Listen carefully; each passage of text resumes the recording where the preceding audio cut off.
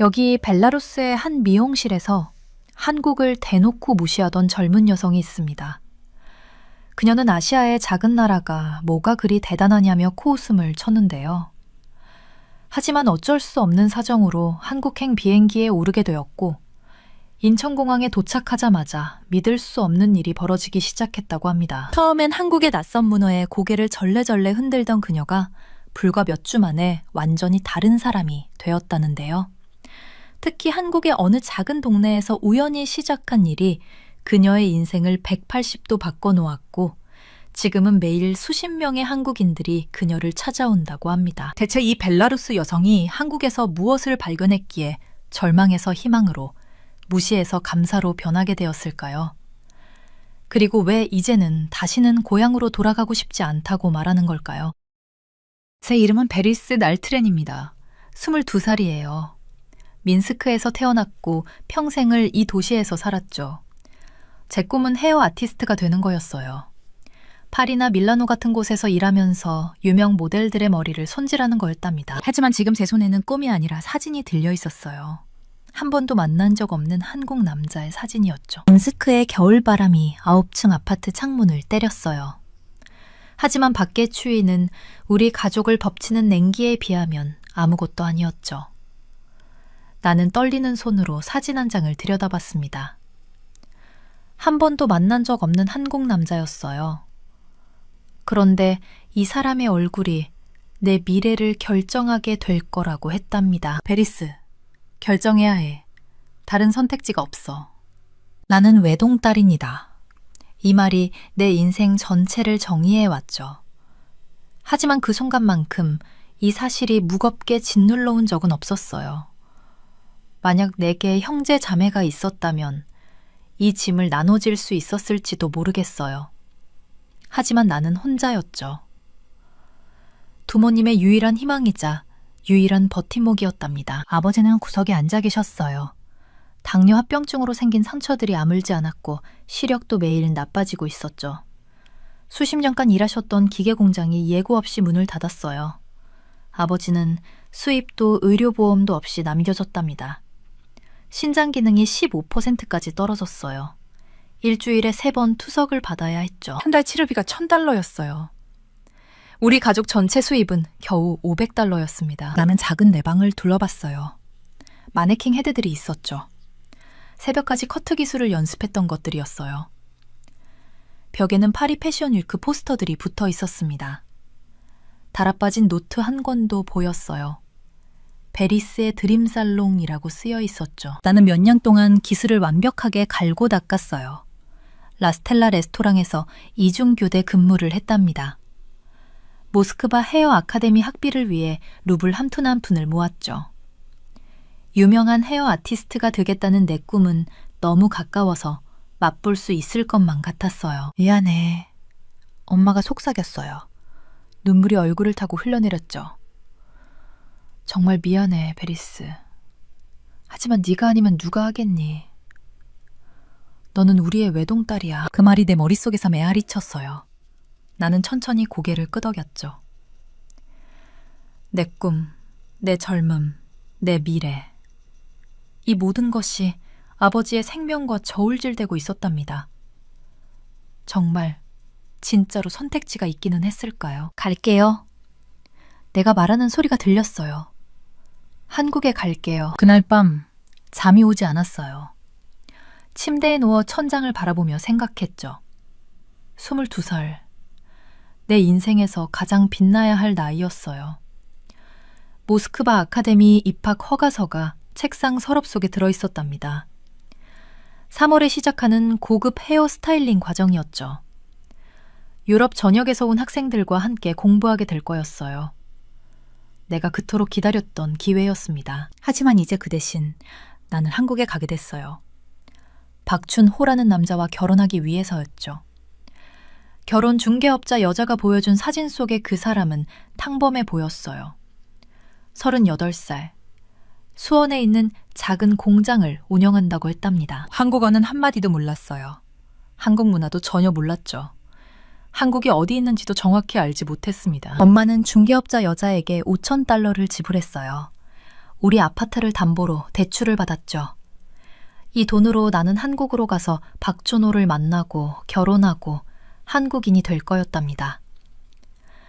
그러면 내가 돈을 벌어서 집으로 보낼 수 있을 거라고 했어요. 아버지의 치료비를 댈 수 있을 거라고 했죠. 한국은 부자 나라야. 거기서 일하면 여기보다 10배는 더 벌 수 있어. 박준호 씨는 좋은 사람이야. 공장 사장이라고. 너를 잘 대해줄 거야. 하지만 나는 그녀의 말을 믿지 않았어요. 그녀의 눈에서 거짓말을 읽을 수 있었죠. 이것은 거래였답니다. 나는 상품이었어요. 아버지의 생명을 사는 대가로 팔리는 상품이었습니다. 벽시계가 새벽 3시를 가리켰어요. 부엌에서 소리가 들렸죠. 일어나서 나가봤어요. 엄마가 식탁에 앉아 있었답니다. 앞에는 서류 더미가 있었어요. 아버지의 의료비 청구서들이었죠. 빨간 글씨로 미납이라고 찍혀 있었습니다. 엄마. 내가 조용히 불렀어요. 엄마가 고개를 들었어요. 눈이 빨갛게 부어 있었죠. 잠은? 못 자요. 나는 엄마 옆에 앉았어요. 서류들을 바라봤죠. 이게 정말 유일한 방법이네요. 엄마는 한참 동안 대답하지 않았어요. 그러다가 내 손을 잡았답니다. 베리스, 나는 네가 태어났을 때 약속했어. 너에게 최고의 인생을 주겠다고, 너의 꿈을 이루게 해주겠다고. 하지만 목소리가 떨렸어요. 하지만 아버지가 없으면 우리는 아무것도 아니야. 가족이 없으면 꿈도 의미가 없어. 나는 알았어요. 엄마 말이 맞다는 것을. 하지만 그것을 인정하는 것과 받아들이는 것은 달랐죠. 한국에서는 나는 말을 멈췄어요. 한국에서는 내가 무엇이 될까요? 엄마는 내 얼굴을 쳐다봤어요. 너는 살아남을 거야. 넌 강해. 나보다 강하고 아버지보다 강해. 너는 외동딸이잖아. 외롭게 자랐지만 그래서 더 단단해졌어. 하지만 나는 강하다고 느껴지지 않았어요. 그 순간 나는 부서지기 직전에 유리처럼 느껴졌답니다. 다음 날 아침 아버지 방에 들어갔어요. 아버지는 침대에 반쯤 앉아 계셨죠. 창밖을 바라보고 계셨어요. 눈이 내리고 있었답니다. 아빠, 내가 말했어요. 아버지가 천천히 고개를 돌렸어요. 희미한 눈으로 나를 보셨죠. 베리스. 나는 침대 옆에 앉았어요. 아버지의 손을 잡았답니다. 차가우고 마른 손이었어요. 제가 한국에 가기로 했어요. 아버지는 눈을 감았어요. 한참 동안 아무 말도 하지 않으셨죠. 그러다가 작은 목소리로 말씀하셨답니다. 미안하다. 아니에요. 나는 고개를 저었어요. 괜찮아요. 아니야. 아버지가 내 손을 꽉 쥐셨어요. 괜찮지 않아. 나는 네 아버지야. 너를 지켜야 하는데 대신 너에게 이런 짐을 지우고 있어. 아빠는 제 아버지예요. 내가 말했어요. 제가 해야 할 일이에요. 하지만 그 말을 하면서도 가슴 깊은 곳에서는 울부짖고 있었어요. 이것은 공평하지 않았죠. 나는 22살이었어요. 내 인생은 이제 막 시작하려던 참이었답니다. 왜 나는 그것을 포기해야 했을까요? 왜 내 꿈은 아버지의 생명보다 덜 중요했을까요? 하지만 나는 그 질문들의 답을 이미 알고 있었어요. 왜냐하면 나는 외동딸이었으니까요. 왜냐하면 가족이었으니까요. 왜냐하면 사랑했으니까요. 사랑이라는 것이 이렇게 무거운 것인지 몰랐답니다. 출국 전 3주는 서류 작업과 슬픔 속에서 흐릿하게 지나갔어요. 중개업체를 통해 박준호 씨와 처음 화상통화를 했죠. 36살의 철물점 주인으로 친절한 눈빛을 가진 분이었습니다. 그는 좋은 사람처럼 보였지만 솔직히 그건 중요하지 않았어요. 이건 로맨스나 궁합에 관한 일이 아니었거든요. 이건 생존의 문제였습니다. 이렇게 될 수밖에 없어서 미안합니다. 두 번째 통화에서 그가 말했어요. 어떻게든 내 짧은 대답 뒤에 숨은 절박함을 이해하는 것 같더군요. 감사합니다. 나는 간신히 말했습니다. 아버지를 도와주셔서 감사해요. 약속대로 준호 씨는 아버지의 응급 투석 비용을 보내주셨어요. 결혼하기로 동의한 이 낯선 사람에게서 온 돈으로 아버지가 치료받는 걸 보면서 가슴이 복잡한 감정으로 꽉 찼답니다. 감사함, 수치심, 안도감, 분노. 전부 뒤엉켜 있었죠. 떠나기 전날 밤 나는 내가 버리고 가야 할 모든 것들에 둘러싸여 내 방에 앉아 있었어요. 독일에서 수입한 내 전문 가위, 내 가장 소중한 물건이었습니다. 종교적으로 공부했던 고급 염색기법 교과서들, 언젠가 다시 만들고 싶었던 에디토리얼 촬영 사진들, 연습용 마네킹을 들어 올리면서 그 합성 머리카락을 마지막으로 손가락으로 쓰다듬었어요. 각각의 가닥은 수많은 연습 시간, 헌신의 밤들, 꿈꾸던 세월을 나타냈죠. 내 손은 자동적으로 커팅 자세를 취했습니다. 너무나 깊이 새겨지진 근육 기억이라 숨 쉬는 것처럼 느껴졌어요. 하지만 자르는 대신 나는 울고 있었답니다. 정말로 울었어요. 온몸을 흔드는 그런 종류의 오열이었죠. 미안해. 나는 마네킹에게, 내 꿈들에게 가능성을 믿었던 나 자신에게 속삭였습니다. 정말 미안해. 미인스크 국제공항에서 아버지의 휠체어가 삐걱거리며 내 손을 잡으려 했어요. 미안하구나, 베리스. 그가 간신히 들리는 목소리로 말했습니다. 내 아버지가 이렇게 쓸모없어서 미안해. 그런 말씀 마세요. 나는 대답했지만 목이 막혀오고 있었어요. 괜찮아요. 저 괜찮습니다. 거짓말이었죠. 이것 중 어느 것도 괜찮거나 좋지 않았고 우리 둘 다 알고 있었어요. 하지만 달리 뭐라고 말할 수 있었을까요? 서울까지 10시간 비행은 잠 못 이루는 고문이었습니다. 나는 차가운 창문에 얼굴을 대고 구름이 지나가는 걸 보면서 내가 끔찍한 실수를 하고 있는 건 아닌지 궁금해했어요. 한국. 내가 언어를 할 줄 모르고 풍습을 이해하지 못하고 음식을 맛본 적도 없는 나라였죠.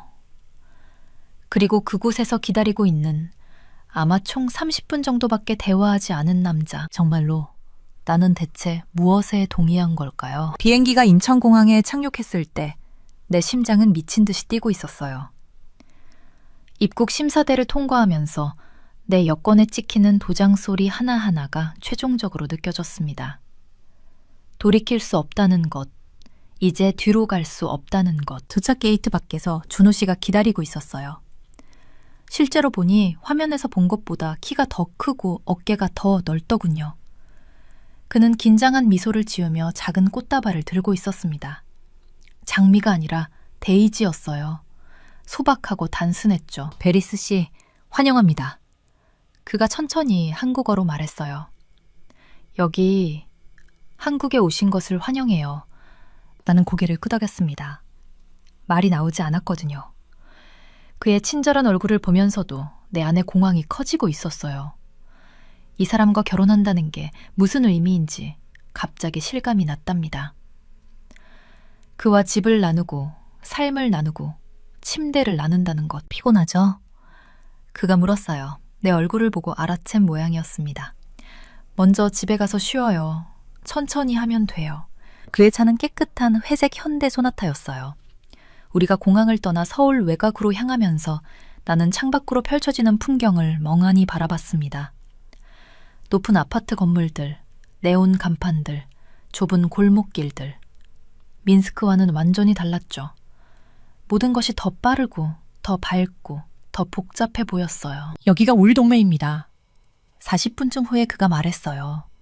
우리는 더 조용한 지역으로 들어섰습니다. 낮은 건물들과 작은 가게들이 늘어선 곳이었죠. 내 가게가 저기 있어요. 그가 가리킨 곳에 준호 철물점이라고 쓰인 간판이 보였습니다. 가게는 작았지만 깔끔해 보였어요. 창문 너머로 공구들과 페인트통들이 정돈되어 있는 게 보이더군요. 그리고 우리 집은 위층에 있습니다. 가게 위에요. 작지만 편안해요. 우리는 가게 옆 좁은 계단을 올라갔습니다. 준호 씨가 문을 열었을 때 나는 놀랐어요. 그가 말한 대로 작긴 했지만 정말 깨끗하고 아늑했거든요. 작은 거실, 주방, 침실 하나, 그리고 욕실.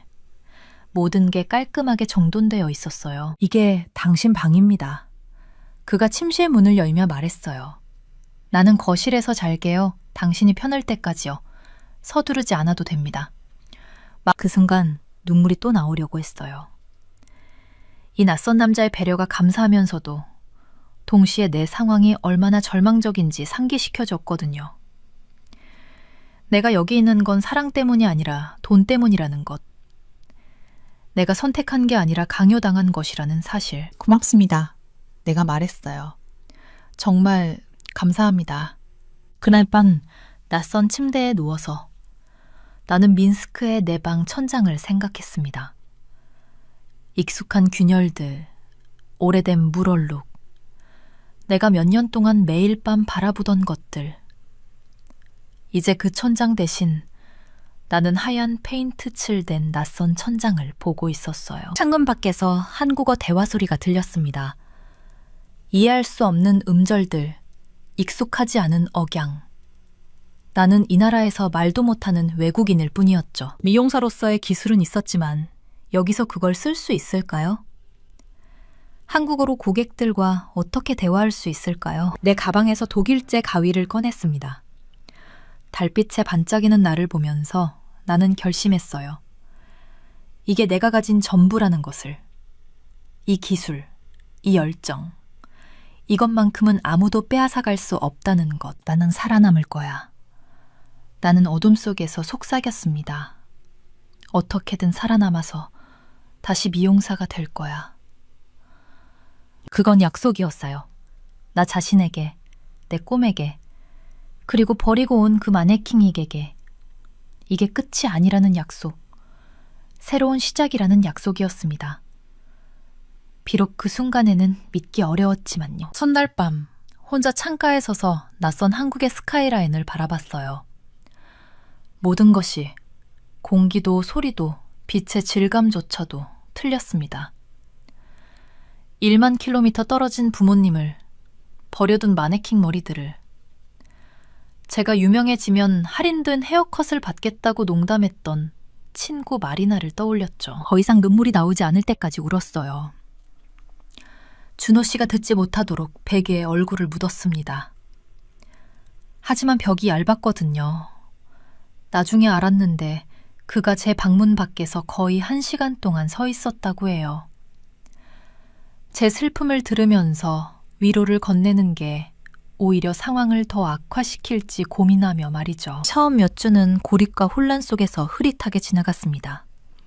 한국어는 공부해도 여전히 이해할 수 없었어요. 음식은 너무 매워서 눈에서 눈물이 났고 위장에 무겁게 자리 잡았죠. 준호 씨는 아침 일찍 철물점으로 나가 늦게 돌아왔고 우리의 교류는 어색한 고갯짓과 억지 미소로 재현되었답니다. 며칠에 한 번씩 부모님께 영상통화를 걸었어요. 아버지 치료는 어때요? 숨기려고 애쓰는 눈물로 빨개진 어머니의 눈을 보며 물었죠. 좋아, 베리스. 고마워. 우리 너무 감사해. 거기서 잘 지내니? 아예, 잘 지내요. 거짓말을 했습니다. 정말이에요. 괜찮아요. 저 걱정하지 마세요. 하지만 저는 괜찮지도 잘 지내지도 않았어요. 그리고 제 불행함에 대한 죄책감은 또 다른 짐처럼 느껴졌죠. 나눌 수 없는 짐이었습니다. 세 번째 주가 되자 일상이 형성되기 시작했어요. 아침 7시에 일어나서 준호 씨가 남겨둔 밥과 반찬으로 아침을 먹었습니다. 그는 이미 가게에 나가 있었죠. 오전에는 온라인 한국어 강좌를 들었어요. 안녕하세요를 100번쯤 반복해서 말했지만 발음은 여전히 이상했답니다. 점심은 대충 먹었어요. 라면이나 김밥 같은 간단한 것들이었죠. 오후가 가장 힘들었습니다. 시간이 너무 천천히 갔거든요. 창밖을 바라보며 집 앞 골목을 오가는 사람들을 관찰했어요. 학교에서 돌아오는 아이들, 장바구니를 든 아주머니들, 배달하는 오토바이들. 모두가 목적지가 있었죠. 저만 없었습니다. 저녁이 되면 준호 씨가 돌아왔어요. 그는 항상 피곤해 보였지만 저를 위해 미소를 지으려 애썼습니다. 오늘 어땠어요? 그가 물었죠. 괜찮았어요. 제 표준 대답이었습니다. 우리는 함께 저녁을 먹었어요. 말없이요. 젓가락질이 서툰 저를 그가 지켜보는 게 느껴졌지만 아무 말도 하지 않았습니다. 때로는 그가 반찬을 제 접시에 덜어주기도 했어요. 이거 맵지 않아요. 먹어보세요. 감사했지만 동시에 질식할 것 같았어요. 이 친절함이, 이 조심스러운 배려가 무거웠습니다. 저는 빚을 지고 있었고 그 빚은 숫자로 환산할 수 없었거든요. 네 번째 주에 준호 씨가 제안했어요. 동네 산책 어때요? 집에만 있으면 답답하잖아요. 준호 처음에는 거절하려 했습니다. 하지만 그의 얼굴에서 진짜 걱정을 봤죠. 그래서 고개를 끄덕였어요. 우리는 천천히 동네를 걸었습니다. 준호 씨가 이것저것 가리키며 설명했어요.